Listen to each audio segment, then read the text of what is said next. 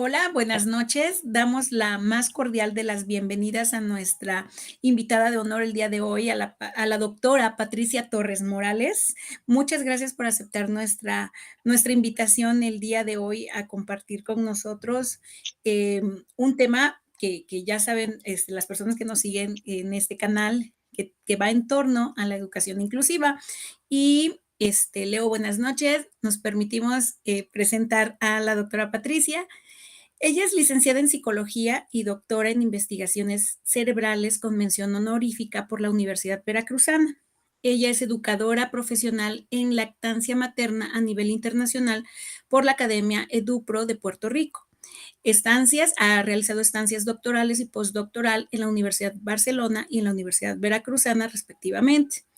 Actualmente, ella se desempeña como docente universitaria en la Universidad de Jalapa y en el Instituto de Posgrados Especializados en Psicología y realiza una práctica profesional privada en neuropsicología. Bueno, qué interesante leer los títulos, pero estos títulos impactan mucho en nuestro tema. Estos temas que nosotros hemos estado tratando de una manera profesional, sin serlo nosotros de lleno en este ámbito que hoy le corresponde a la doctora Patricia, orientarnos un poquito. ¿Cómo podría usted empezar a decirnos el tema de hoy? ¿Cómo empezaría, doctora? Hola, hola. Pues muchísimas gracias por el espacio y por la invitación. La verdad es que siempre, ¿no? Como que conversar de estos temas, ¿no? Donde hay como esta convergencia de repente, por ejemplo, en cuestiones de neuropsicología, educación, yo creo que es muy importante porque muchas veces no visibilizamos como en dónde están esos puntos en común y cuáles son como pues esas pequeñas cosas o grandes cosas que muchas disciplinas nos pueden como aportar. Entonces, bueno, ya lo mencionaba, muchas gracias por ahí por presentarme. Yo me he dedicado prácticamente desde que empecé a estudiar psicología, una de mis pasiones era todo el aspecto como de bases en torno al sistema nervioso y demás. Y entonces la vida me fue llevando hacia aspectos de neuropsicología en infantes, ¿no? Y a muchas cuestiones de educación. Y bueno, o sea, me gustaría como justamente empezar como aclarando, ¿no? O dejando como claro qué hacemos en neuropsicología clínica para ir teniendo como muy claro esto de cómo aporta la educación inclusiva. En este sentido, ¿no? Cuando hablamos de neuropsicología, pues es una disciplina que nació hace pues ya muchos años, ¿verdad? Y nació como tratando de entender qué era lo que pasaba con personas que participaban en la guerra, por ejemplo, y pues eran adultos funcionales y demás, y después de haber estado en la guerra, pues tenían algún tipo de pérdida de funciones, ¿no? Su lenguaje ya no era igual, su memoria, una cosa así. Y bueno, así empezó la neuropsicología, ¿no? Justamente como estudiando a aquellas personas que posterior a algún tipo de daño cerebral, ¿no? Siendo adultos, tenían pues la pérdida de el lenguaje, la memoria, y no una pérdida completa, sino como pues una alteración. Nace toda esta disciplina y entonces después deriva mucho el tratar de entenderlo en infantes, ¿no? Que en infantes pues no vemos como las mismas situaciones.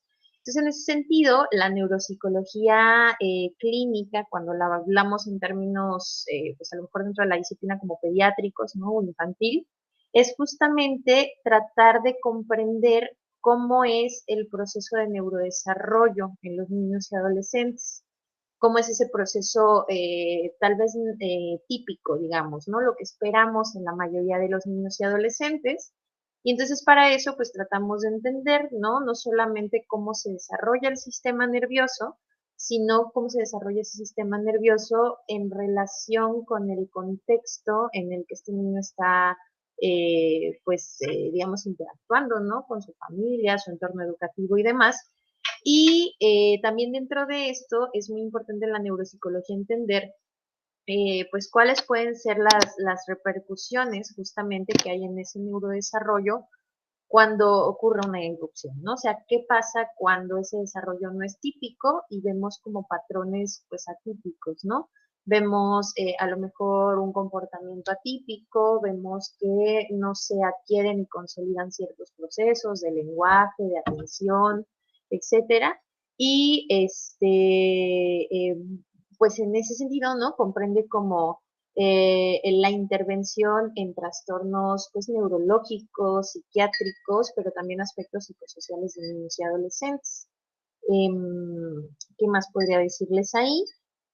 Bueno, también decirles, ¿no? Que por ejemplo en ese sentido tenemos como varios grupos de alteraciones, ¿no? Que se pueden estudiar desde la neuropsicología. Tal vez lo podríamos dividir como en unos tres, ¿no? Yo creo.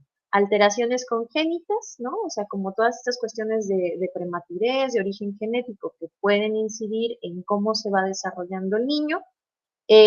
Cuestiones un poquito menos comunes, pero que también pueden ocurrir en los niños, que es el daño cerebral adquirido cuando hay algún traumatismo craneoencefálico, ¿no? Un golpe, un impacto severo en la cabeza que puede generar una modificación en su conducta, la presencia de tumores o alguna enfermedad, que serían también causas de daño cerebral, y lo que seguramente vamos a ir recuperando para esto de la educación inclusiva, que son los trastornos del neurodesarrollo, ¿no?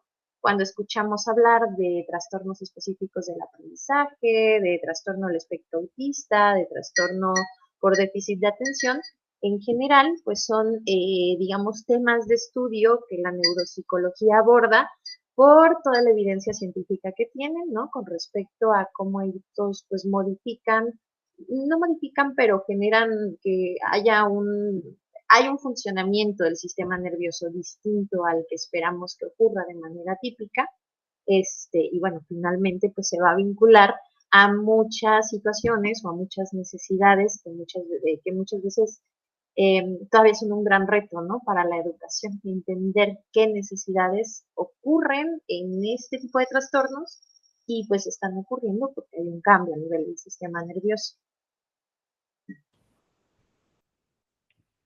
Mencionaste algo que nos llama mucho la atención porque a lo largo de este año que hemos estado trabajando con diferentes especialistas, creo que es la primera vez que se menciona que muchas veces algún daño puede ser adquirido.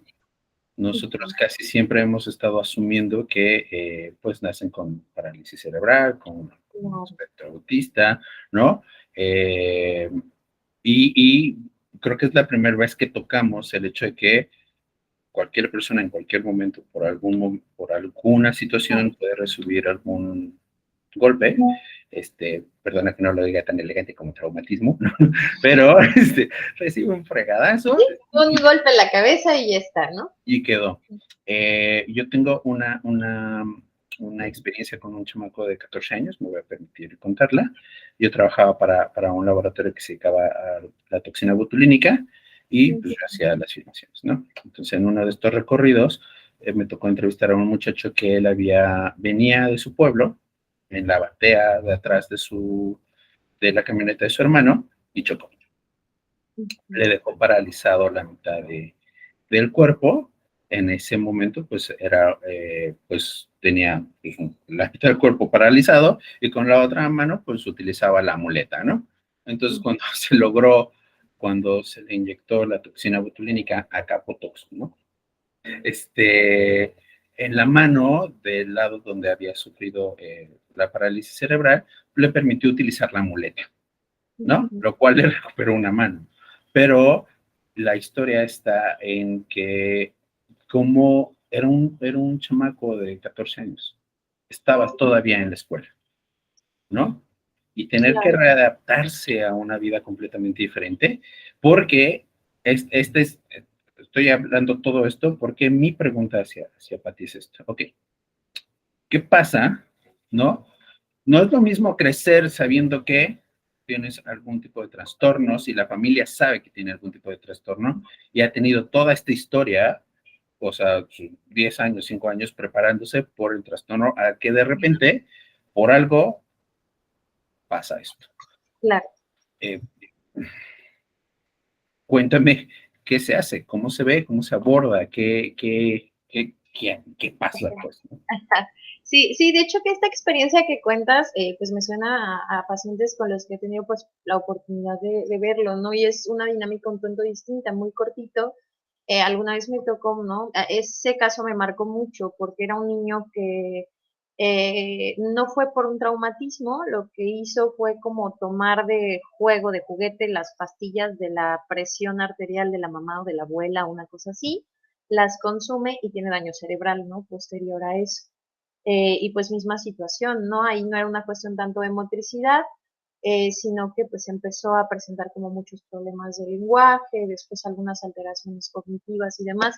Entonces, como lo dices, pues ciertamente cuando ocurre un daño cerebral adquirido, pues no se está como tan preparado, ¿no? Para asumirlo, porque incluso cuando hay algún diagnóstico del neurodesarrollo, ¿no? O sea, TDAH, alguna dislexia, discalculia, pues a veces ni para eso, ¿no? Estamos como preparados. Entonces, bueno, respondiendo a lo que me dices, ¿no? Lo que trabajamos ahí mucho es todo el aspecto de rehabilitación neuropsicológica, ¿no? Que contempla como muchísimos elementos, pero voy a tratar como de ser como concreta, ¿no? Justamente cuando hablamos de rehabilitación en neuropsicología, hablamos de programas que son de tratamiento integral y que van a ir en función a una valoración global, pero individualizada, de la situación que se presentó con ese individuo, ¿no? Y que esto es muy importante porque efectivamente a lo mejor por cierto tipo de traumatismo, de golpe en la cabeza, pues podemos ver daño a lo mejor en las mismas regiones, alguna pérdida de movilidad más o menos similar, pero algo que es muy importante en la rehabilitación es siempre hacer una evaluación global, pero no solo en términos generales, ¿no? Sino también como de la historia de vida de ese niño, de ese adolescente.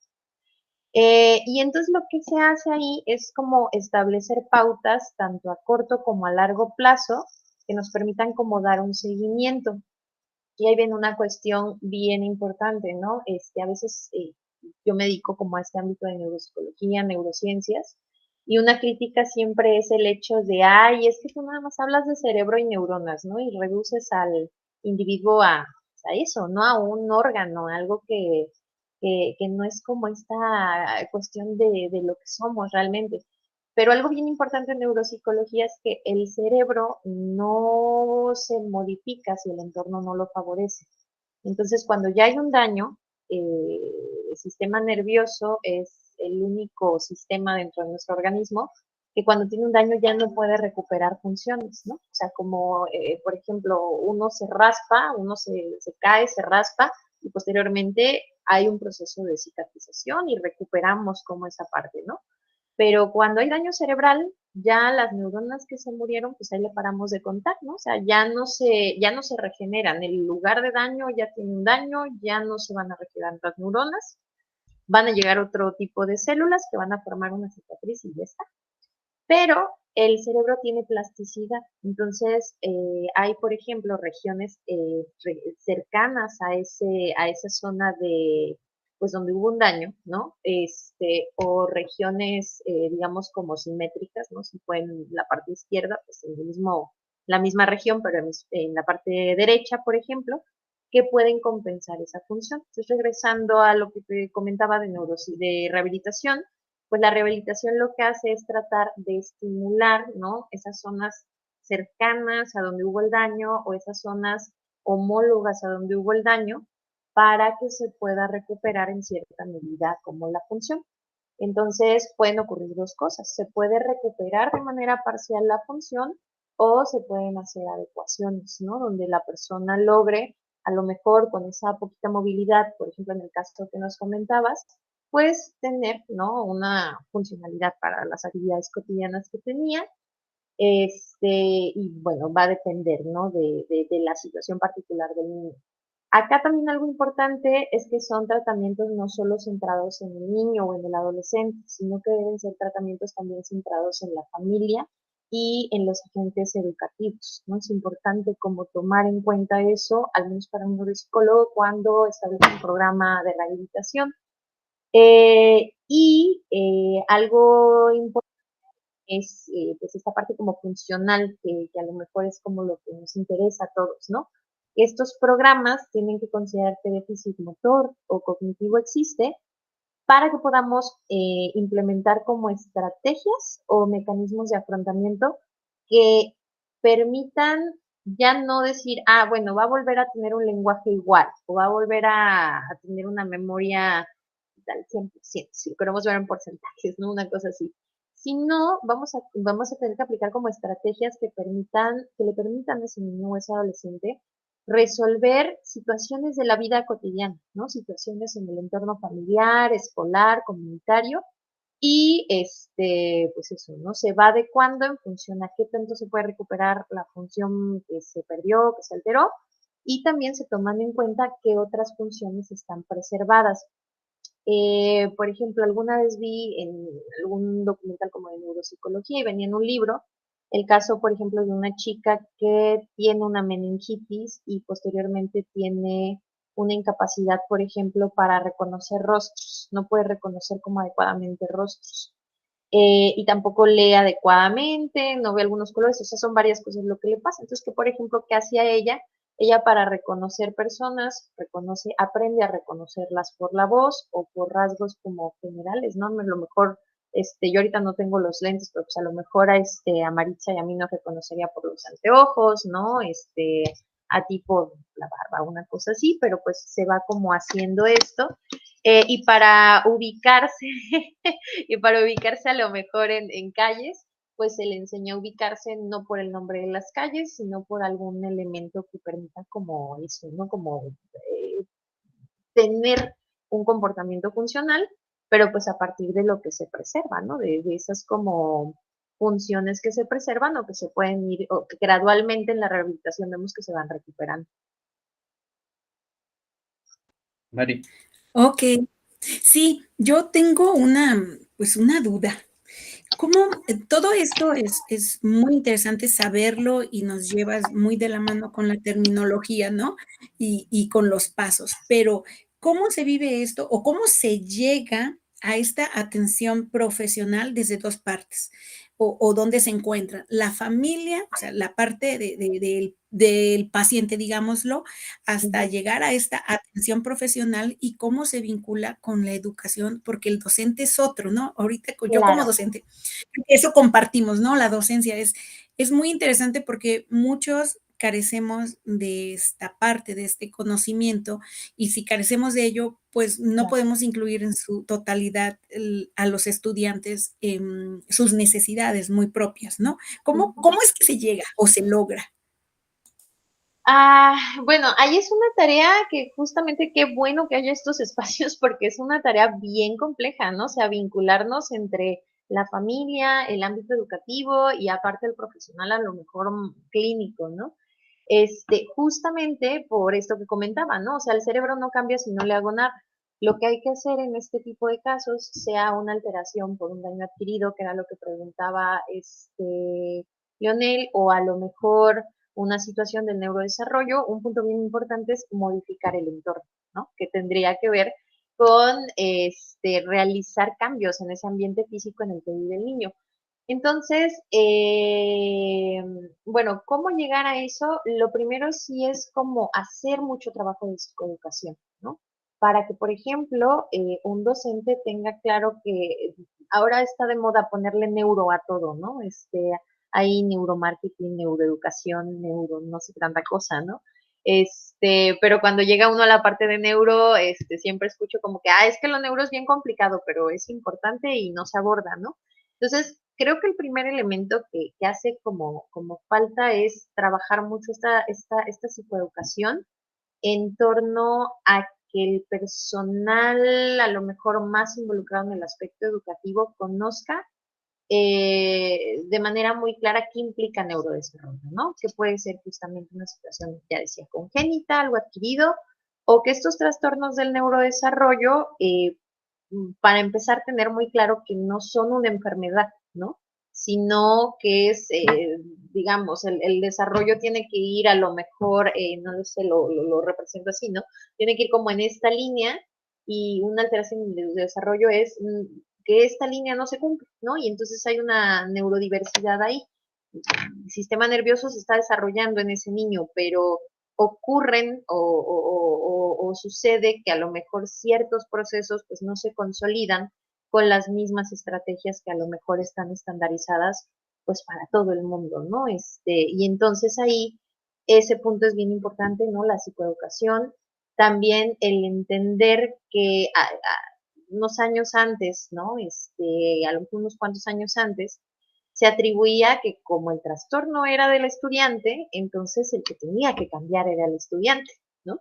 Y sí, efectivamente, si hay que hacer una intervención particular, si estamos hablando de TDAH, de trastorno del espectro autista, en efecto, hay que hacer una intervención muy particular con ese niño, con ese adolescente, pero también hay que concientizar al personal de salud, educativo, perdón, que hay que modificar tanto el entorno áulico, ¿no? Hay que modificar el tipo de estrategias con las que ese estudiante va a adquirir conocimientos, va a desarrollar habilidades, por esto que mencionaba, ¿no? O sea, un trastorno no debería en sí ser discapacitante, ¿no? O sea, a veces lo pensamos como una enfermedad, ¿no? Pero pues sí, estoy enfermo de COVID, entonces eso me limita a muchas cosas. Pero un trastorno en realidad no me está limitando. Lo que pasa es que tengo que utilizar otros medios, ¿no? Terapéuticos y educativos para llegar a eso, ¿no?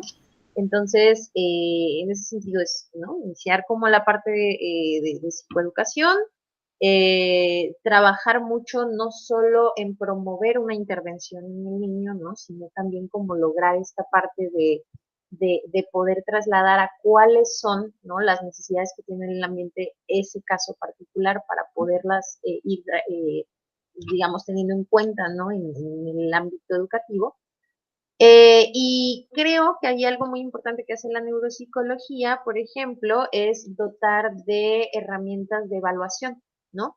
Que si bien ahí quien hace la evaluación neuropsicológica, pues es a lo mejor un especialista en neuropsicología, ¿no? Yo, por ejemplo, en práctica privada hago evaluación y he hecho evaluación pues, para esas instituciones educativas, pues no es nada más tener la evaluación, ¿no? Sino que poder hacer llegar, ¿no? Al personal educativo qué me dice ese tipo de evaluación, ¿no? Generalmente vamos a tener por ahí, seguramente de esto podemos como hablar ahí ahorita un poquito más en lo que ustedes me comenten como algo, pero en la evaluación nosotros tratamos de identificar eh, pues esas dificultades que están ocurriendo, ¿no? ¿Por qué están ocurriendo, no? Si se deben a algún trastorno, si se deben a alguna situación particular, y entonces, a partir de eso, ¿no? Y a partir de herramientas neuropsicológicas, el educador podría tomar en cuenta, ¿no? Cómo atender esas cuestiones a nivel educativo, ¿no? Por ejemplo, si hay un déficit de atención, yo siempre les digo, por ejemplo, a mis alumnos, ¿no? Si hay una persona que tiene dificultades en la lectura, ¿no? Por ejemplo, una dislexia, no va a servir de nada que yo lo ponga a leer mucho para que mejore su lectura, ¿no? Sino que más bien desde la neuropsicología tendría que entender que en la dislexia se modifican, ¿no? Por ejemplo, el desarrollo de otros procesos cognitivos, eso trabajarlo con el docente para que el docente, bueno, sí estimule la lectura, pero también pues procesos de memoria, de percepción, que están dentro de, digamos que se encuentran afectados dentro de un perfil que tiene alguien con dislexia, ¿no? Y eso es lo mismo para todo lo demás, ¿no? Sí. Le vamos a poner jiribilla al asunto, dicen aquí la localidad. Porque, bueno, mencionaste, voy a hacer, iban a hacer 3 preguntas. Ahora son 4. Pero mencionaste varias cosas importantes. Lo de la plasticidad cerebral, ¿no? Que me parece como fundamental, sobre todo por aquel mito de que solo utilizamos una parte de nuestro cerebro y no lo utilizamos todo. Mentira. No, tú eres la experta, nos lo vas a aclarar, pero estas interconexiones neuronales me parece que se puede como, bueno, lo que decías, ¿no? Como reconstruir, que es la plasticidad, lo cual me lleva a un tema muy polémico, que es el método Doman, ¿no? Ujú, Lo toco porque, como tú dijiste, que además aquí también le estoy metiendo jiribilla, la semana pasada tuvimos a una colega de Colombia. Ella es educadora que trabaja con personas, bueno, también en educación especial, ¿no? Ella decía que, bueno, ujú, lo que tenemos que hacer es como pues estas personas que tienen algún tipo de discapacidad auditiva, visual, eh, de algún trastorno, ¿no? De algún espectro o lo que fuera, se tienen que integrar a la sociedad, les guste o no. Y entonces hay que como integrarlos para hacerlo pues, con las condiciones que tienen todos. Y tú mencionaste que si nosotros queremos apoyarles, ¿no? ujú. Tenemos que hacer una readaptación del ambiente especial para permitir que su desarrollo, o sea, su funcione la plasticidad de esta cerebral, o bueno, se creen interconexiones, o que se desarrolle como deba desarrollarse. Si estoy diciendo alguna barbaridad, discúlpame, no soy, aunque me dolió lo del neuromarketing, pero no soy tan ducho en esto, ¿no? Entonces, y bueno, nota al pie de página, es verdad, yo cuando era niño a mí me dijeron que yo era disléxico, y me pusieron, o sea, lo inmediato que te ponen es a leer, leer, leer, leer, leer, leer, leer, y no me servía de nada porque no, yo nomás no entendía nada. No, claro. Lo que me ayudó mucho fue hacer como estos ejercicios de Sudoku, ¿no? Y el aprendizaje de idiomas me ayudó mucho para medio compensar. No estoy seguro que lo mío no es un trastorno tan severo, ya no me hice nunca más otra prueba, pero sí esto que dices, ¿no? Hay como muchos mitos alrededor de como Claro. ciertas cosas, ¿no? Esta Mari nos lo puede mencionar porque ella tiene una niña con espectro, ¿no? Pero bueno, me voy a callar, regresamos, Doman, y esto que decías, ¿no? Del lado educativo dicen, pues es que tienen que integrarse, ¿no? Y tú ahorita me estás diciendo, pues sí, pero pues tenemos que proporcionarles herramientas para apoyarlos a desarrollarlos, ¿no? Claro. Pues suéltate. Sí, sí, mira, voy a tomar como un ejemplo o sea, donde tenemos como la necesidad además de entender una parte química del cerebro. Por ejemplo, en el trastorno por déficit de atención, seguramente saben que una parte del tratamiento es farmacológico. Y luego vamos como a otro debate, ¿no? Como dices, vamos a meterle jibillo. O sea, la gente dice, no, ¿cómo vas a medicar a un niño? Es la peor cosa que puedes hacer, ta, ta, ta, ta, ta. Quién sabe por qué, pero es la peor cosa que se puede hacer, ¿no? A lo mejor por el hecho de que sea un medicamento. Entonces, viene esta parte como de educación. ¿Qué es lo que ocurre, por ejemplo, en el déficit de atención y hiperactividad? Ocurre o sea, los periodos de atención son pequeños, pero no son periodos de atención pequeños tal vez por esta idea de, híjole, es que el niño es un poquito más inmaduro con respecto a los niños de su edad, tiene que ver con su edad mental y entonces por eso no presta atención, ¿no? O sea, a lo mejor es como una explicación que escuchamos que puede ser como muy superficial. Desde las neurociencias se sabe que en realidad el déficit de atención ocurre porque hay una modificación en ciertos químicos del cerebro. Entonces, ¿qué pasa?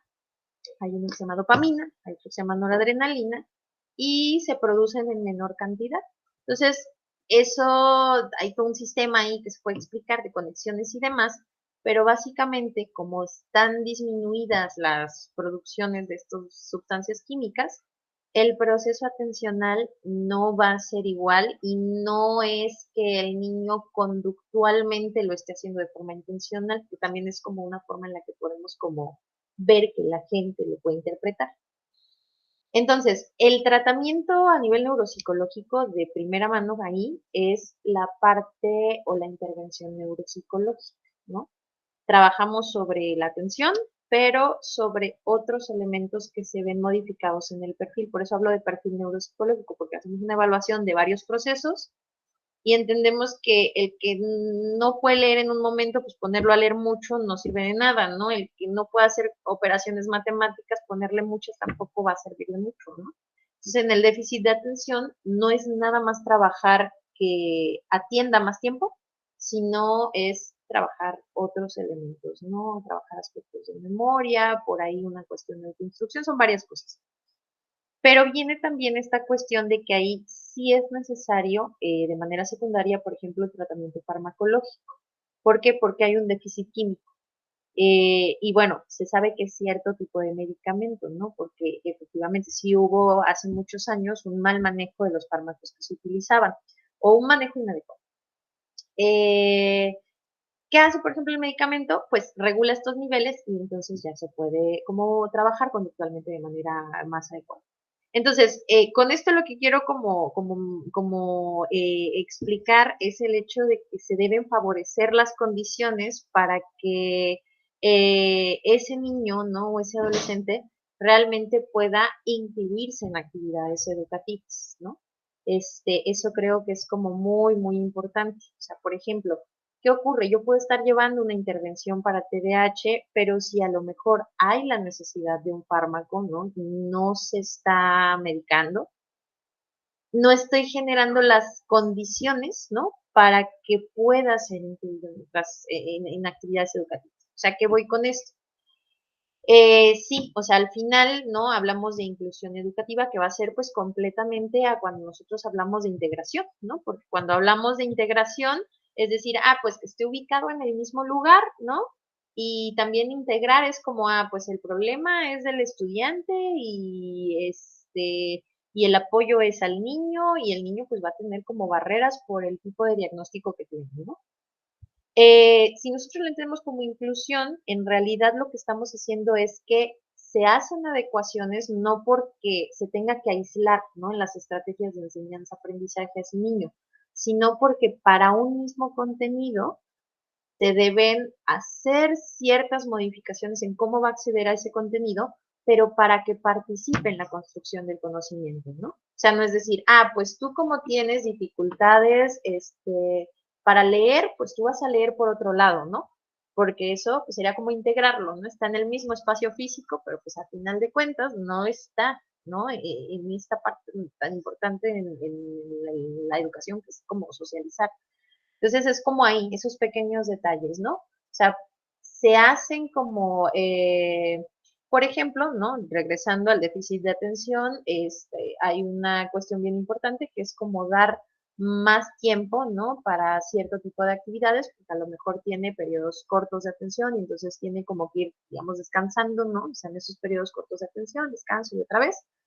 Pero la idea es que a pesar de eso, no es como que diga yo, pues ese está por allá, ¿no? Y ahorita está levantado porque pues ya no está prestando atención a la actividad, sino que con eso, o sea, lograr que participe en la construcción del conocimiento. Eso es un elemento bien importante.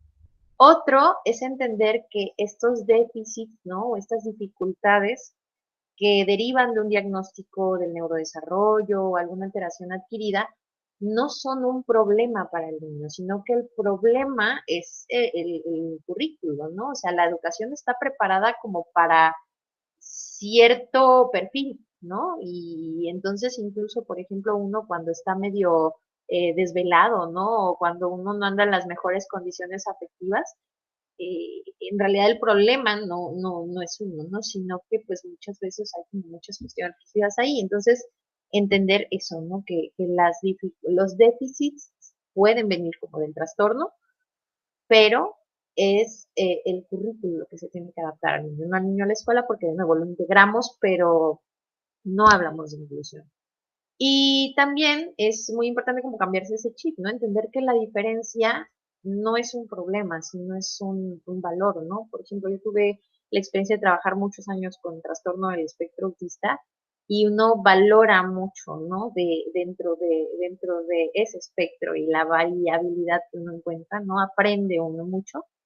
Y además, ¿no? Hacer esto de no juzgar como a partir de la normalidad, en realidad, ¿no?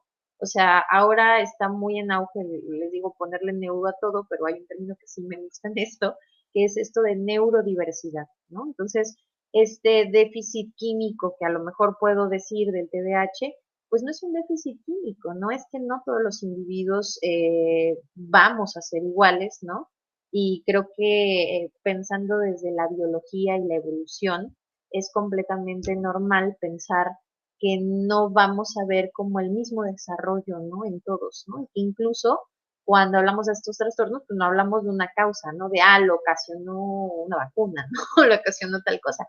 En realidad hay neurodiversidad, ¿no? Hay que tener en cuenta eso y entonces, en ese sentido, creo que por ahí iría como la respuesta, ¿no? O sea, no quiero decir que hay que hacer adecuaciones, pero para que él haga sus cosas, ¿no? Como por su lado, porque tiene este diagnóstico, sino hacer adecuaciones que le permitan, ¿no? Integrarse a la formación del conocimiento, pero teniendo en cuenta que va a haber, ¿no? Como otras estrategias o nada más algunas modificaciones en las estrategias de enseñanza-aprendizaje que le permitan acceder a los mismos conocimientos, ¿no? En la universidad ya para como poner un ejemplo, tuve un alumno muy querido para mí porque lo conocí desde primero hasta octavo semestre que salió y vi mucho de su cambio. Él tenía un diagnóstico de dislexia, pero él dice, ay, como que secundario prepa me valió, ¿no? Yo no hice nada por eso,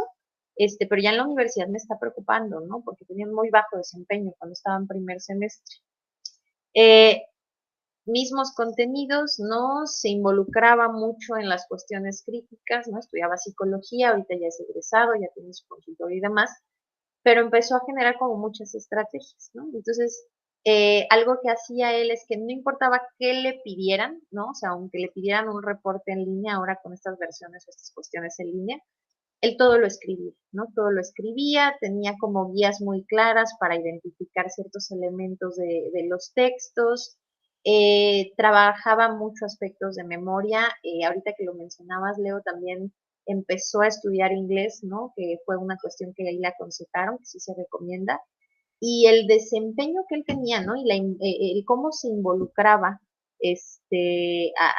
a nivel crítico, ¿no? Formándose como un estudiante universitario, fue un cambio que, te digo, yo valoro mucho, ¿no? O sea, las dificultades que tenía, que incluso le costaba mucho, tardaba muchísimo hacer exámenes en primer semestre, ibas viendo como ese cambio, ¿no?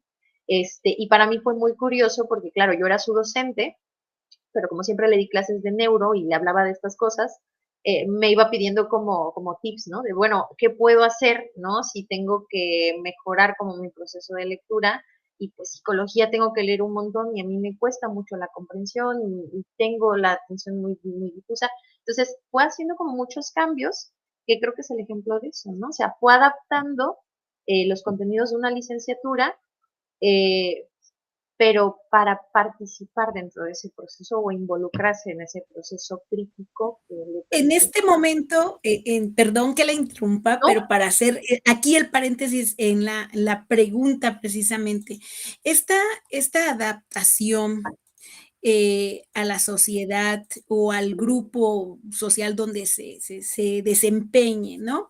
La persona, ya sea con una discapacidad, con un síndrome, con un trastorno. ¿Qué tan a menudo, qué tan a menudo nosotros la podemos observar? Porque desde la, o percibir, desde la parte académica yo puedo decir que desde que estoy inmersa en estos temas, para mí es ya no es tan atípico, ¿no? Sino todo lo contrario, detectarlos, no diagnosticarlos porque no es mi función, ¿verdad? Pero sí los detecto. Hasta a veces me he atrevido a preguntar, ¿no? Oye, ¿te encuentras medicado? ¿Tienes alguna situación? Y no es por otra razón, sino porque ya puede uno observar esas diferencias, esa diversidad y ese interés. Y algo muy, ¿cómo decirlo?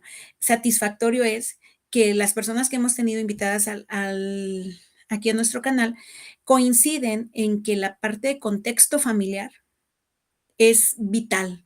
El contexto familiar y van a desencadenar o van a llegar al educativo de una u otra manera, ¿no? Ahora bien, ¿qué tan a menudo estas situaciones las percibe usted desde su ámbito? No porque nada más esté inmersa en esto, sino en el contexto en general social. El audio.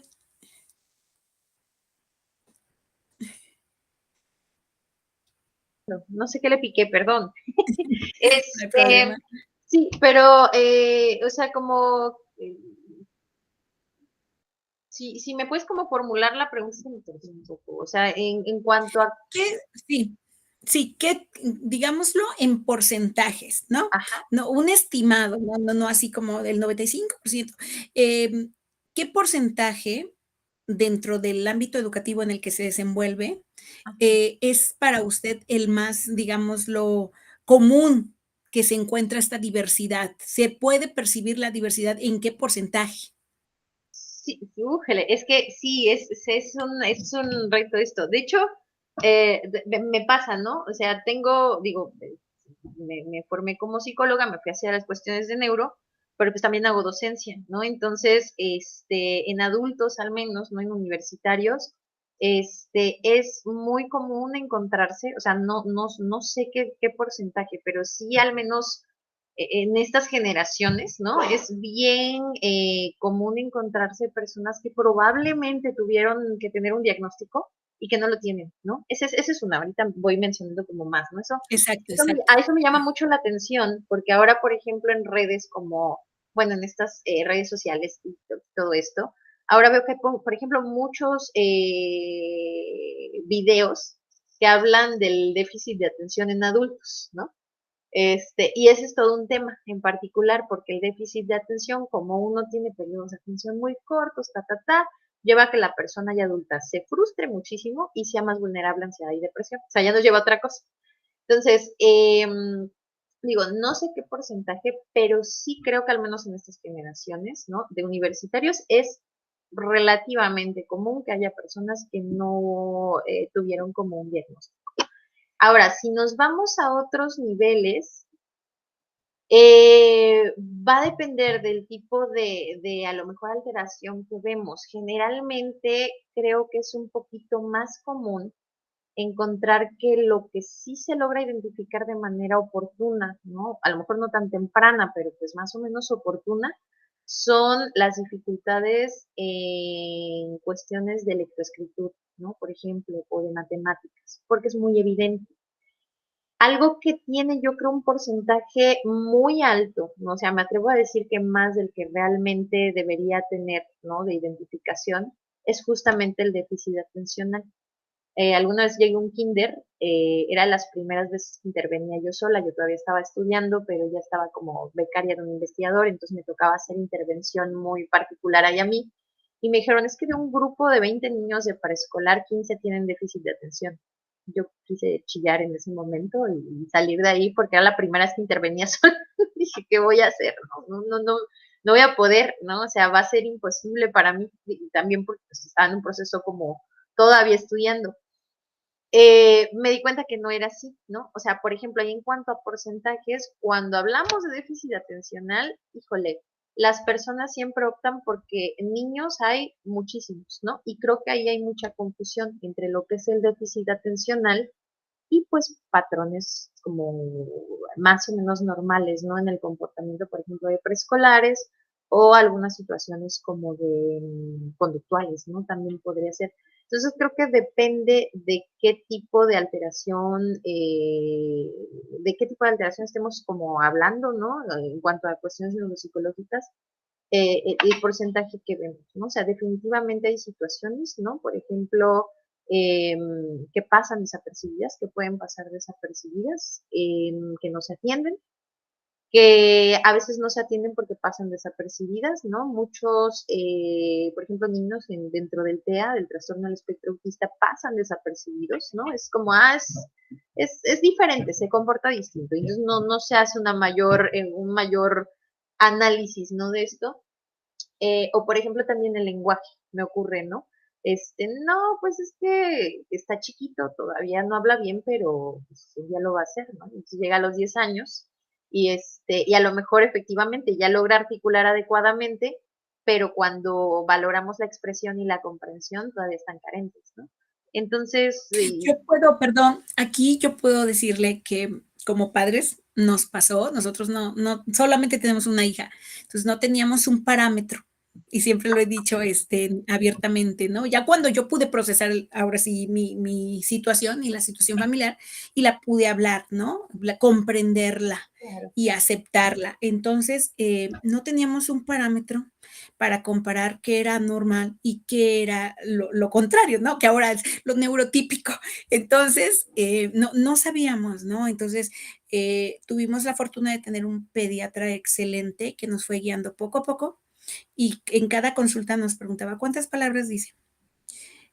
Cuando camina se tropieza, ¿qué hace? O sea, nos fue guiando tanto, tanto, y hasta que llegó el momento, a ver, vamos a hablar, ¿no? A esta edad ya debería decir estas palabras, ya debería de haber contacto visual, caminó tardíamente al año 4 meses, sí lo hacía, pero no sola totalmente, de niña. Entonces, el aleteo, ¿no? Contraía las manitas y el aleteo y las vueltas y la ecolalia, que yo no sabía que era eso en ese momento, no sabíamos, ¿no? Entonces, vamos a descartarte. Ah, sí, vamos a descartar. Y van a ir con un pediatra. Ah, ok. Entonces, es un mundo, por eso yo decía, hay la terminología, ¿no? Como padre, o sea, olvídate de la profesión, olvídate de qué te dediques, o sea, la terminología es difícil de procesar y todavía es más complicado si te vas a un internet lleno de información falsa, estresante. Entonces dijimos, esposo y yo dijimos, es que cierra, no investigues, vamos a esperar las consultas, ¿no? Porque de aquí a que te dan la consulta, el estudio, es mucho el estrés de espera. Pero ya cuando te sientas a ver y empiezas a conocer y vas viendo que el paciente anterior a ti no va por lo mismo, pero es algo similar, que entra dentro del grupo, ¿no? Del espectro y qué es un espectro y qué es un trastorno y si se quita y esto no se quita y esto es contagioso o yo se lo pegué, ¿no? Se lo heredé. Entonces, todos ese tipo de situaciones para las personas que nos siguen ha sido muy, muy interesante porque a veces como padres sí sabes que hay algo, te niegas a aceptarlo y le haces un daño tremendo al infante porque lo puedes ayudar. Yo hoy lo veo, o sea, yo siempre supe que mi hija necesitaba ayuda profesional para poder dormir, ella no dormía. Y que lo fui postergando, ¿no? Entonces su calidad de sueño era mala, sus reacciones eran alteradas, al mínimo detalle la exaltaba, entonces ya está más controlada, no se autorregula, es una de las características, ¿sí? No se autorregula, pero está adaptándose a un medio social. Y ese medio social ha sido a través de la escuela, con niños de su edad, que bien empezó el kinder, pobrecita, en línea, pero le sirvió, o sea, ella utilizó Zoom antes que su madre, ¿no?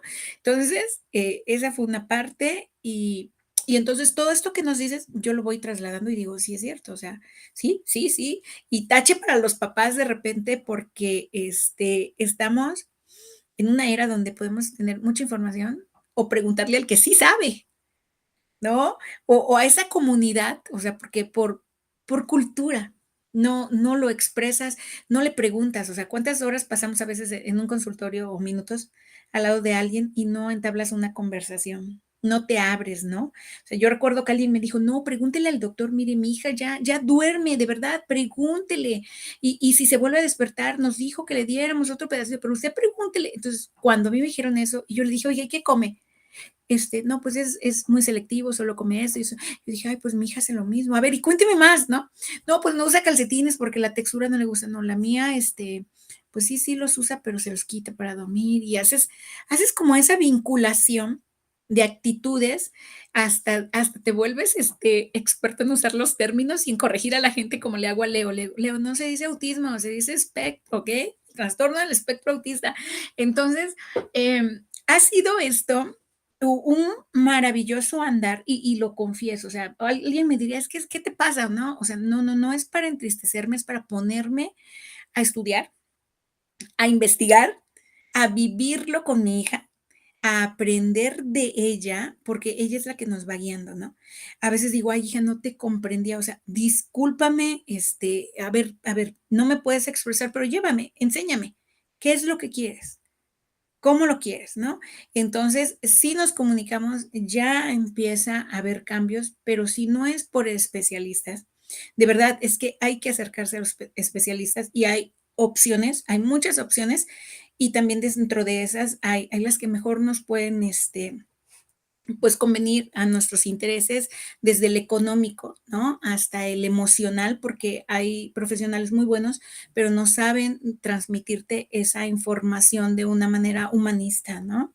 Esa parte, esa sensibilidad que les falta mucho a muchos médicos es súper importante. Y aquí le dejo la palabra. Sí, es que justamente no quería como perder como ese punto.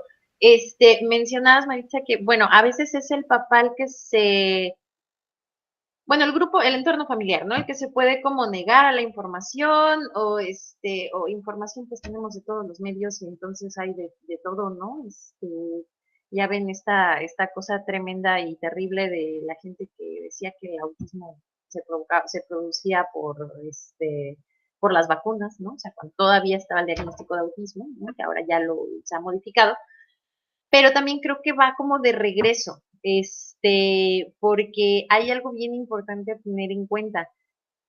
Y digo, sé que no es algo que depende de los padres, pero sí es algo en lo que hay como que hacer esa conciencia social. Hay muchos especialistas que o no tienen el tacto, ¿no? Para poder entender las implicaciones que tiene esto en la familia. Y no quiero decir, es que son los médicos, pero sí nos podemos topar de repente con personal como médicos o enfermeras que no son sensibles a estas necesidades afectivas del individuo, ¿no?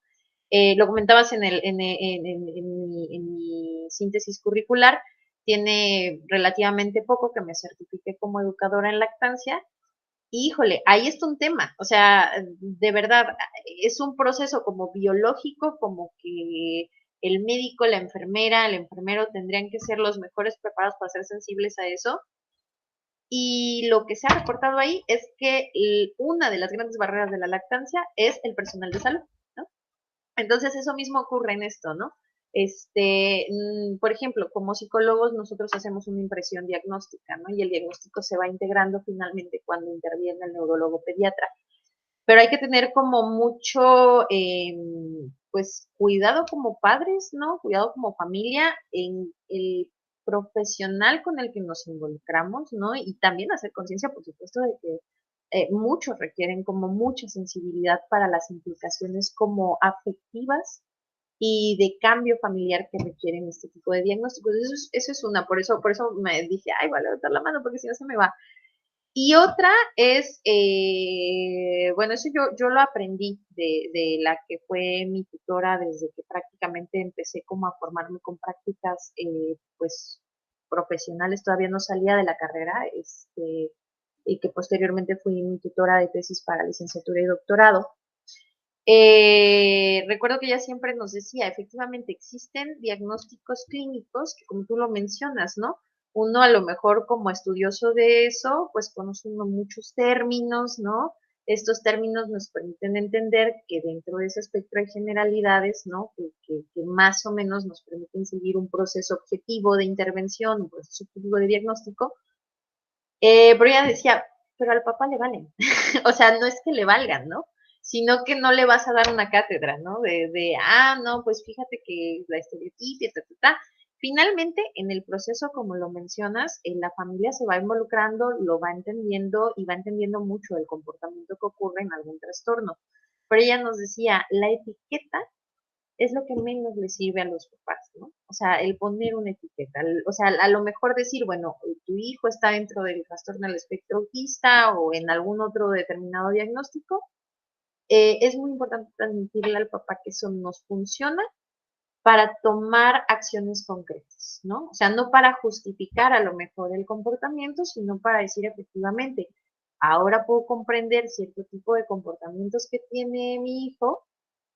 ¿Qué puedo hacer para modificar aquellos que a lo mejor no le permiten como adaptarse adecuadamente al entorno, ¿no? Uno que mencionabas es, por ejemplo, la restricción de la dieta, ¿no? Entonces es importante irlo cambiando o la restricción en horas de sueño, porque finalmente incide en afectar su calidad de vida, ¿no?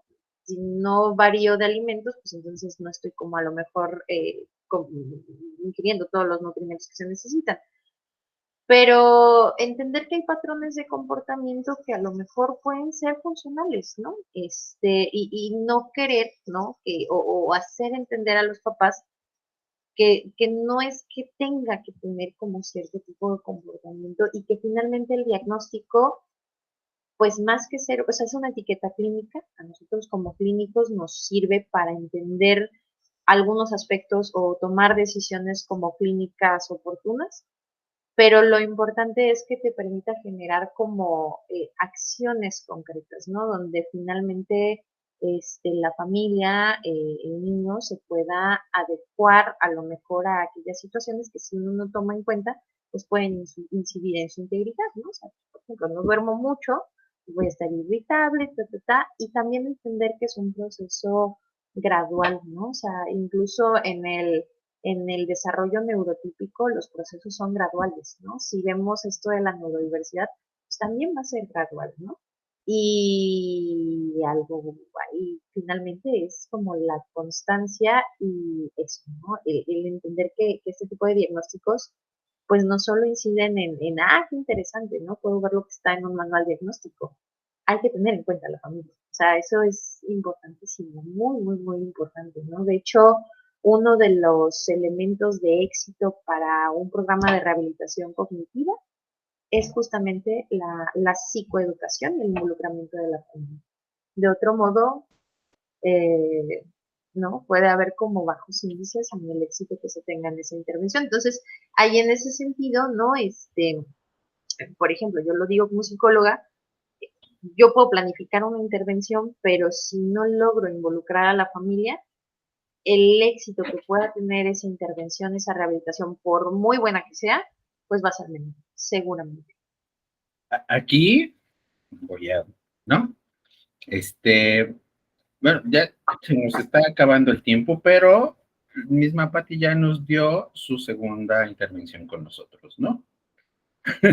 El entorno familiar, ¿no? En la intervención Claro. neuronal, ¿no? O sea, neuro lo que quieras, ¿no? Neuro algo. Neuro algo, me encanta ponerle neuro a todo. Sí, no, sí, esta necesidad, porque además hay como, tengo una lista como de varias preguntas, pero pues no, sería como muy, muy largo. Fíjate, ¿qué pasa con los especialistas que estaban platicando, no?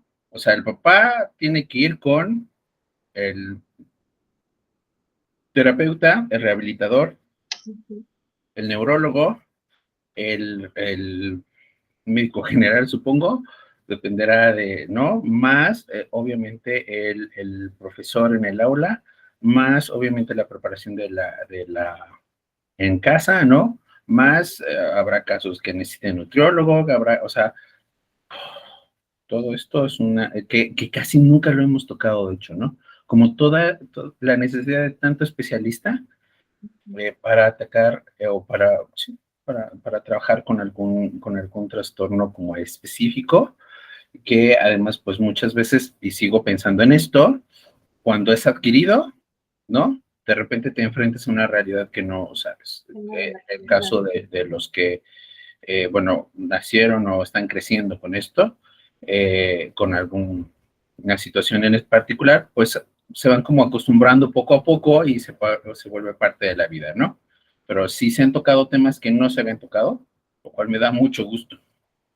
Entonces, Pati, algo con lo que quieras cerrar, Mari, algo con lo que quieran cerrar. Yo tengo un millón de preguntas y para quien nos está viendo y escuchando, ¿no? Tiene como 15 años de edad, Pati. Todo Ay, ¿cómo crees? No, yo miro.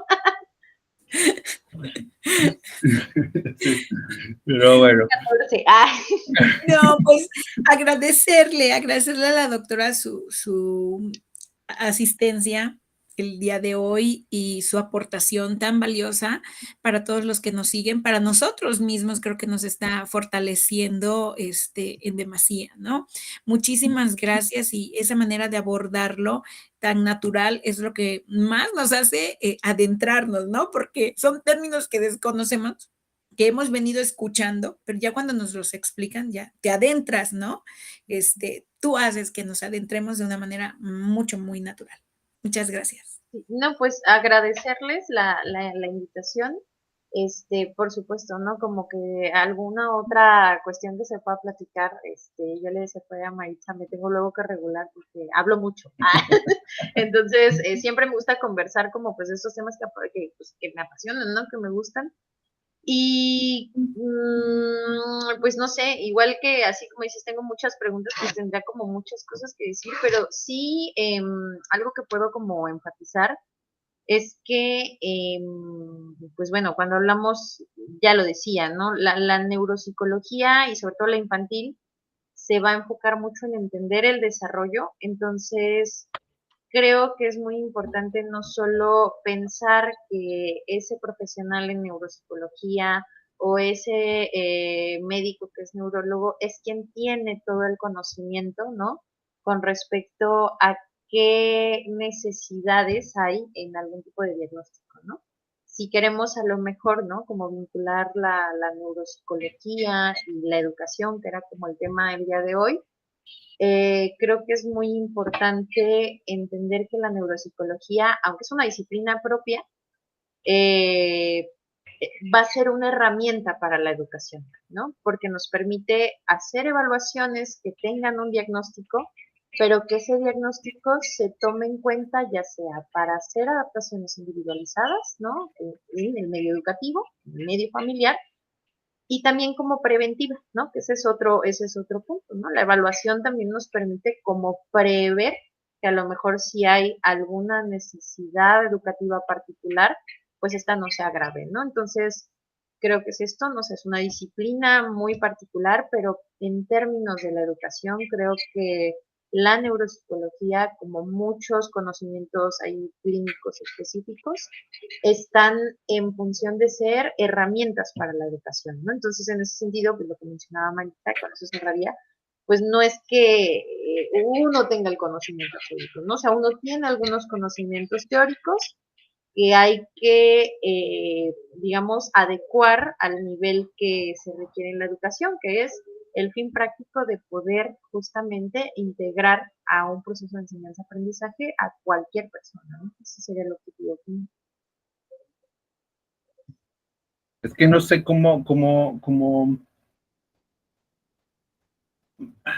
es que no sé cómo decirte que cuándo nos puedes ver de nuevo, porque... Cuando quieran. Nada más me dicen como sin Vamos a problema. agendar. Sí, por supuesto, sí. Este, sí, sin ningún problema. O sea, es que creo que se pueden abordar, ¿no? Justamente como la cuestión del entorno familiar. Hay otras cuestiones, ¿no? O sea, por ejemplo,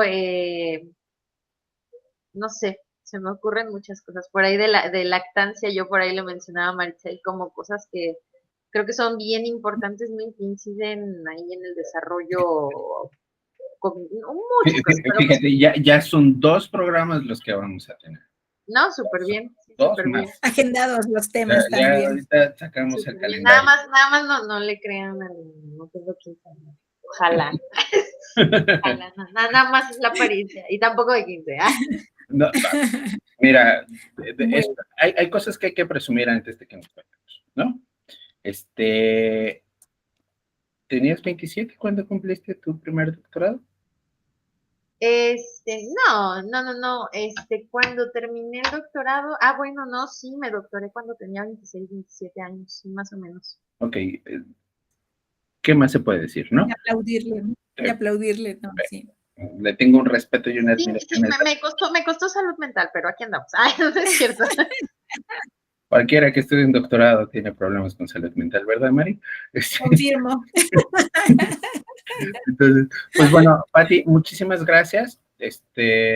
Nos estamos viendo, escuchando, Sí, por supuesto. y te avisamos cuando se suba, que debe ser la próxima semana, ¿no? Sí, perfecto, Para sí. que, Y pues, para que lo compartes. perfecto, Claro que excelente. No, sí. pues muchísimas Muchas gracias y a gracias. la orden, ¿no? Porque finalmente el hablar de estos temas, pues hace que uno aprenda, ¿no? Y que uno siga como en esa intención de seguir aprendiendo dentro de lo que hace. para poder pues generar cambios, ¿no? De otro modo no cambian las cosas. Muchas gracias. Pues bueno, muy buenas noches a los que nos están viendo, escuchando. Detengo la grabación y nos estamos viendo. Bye.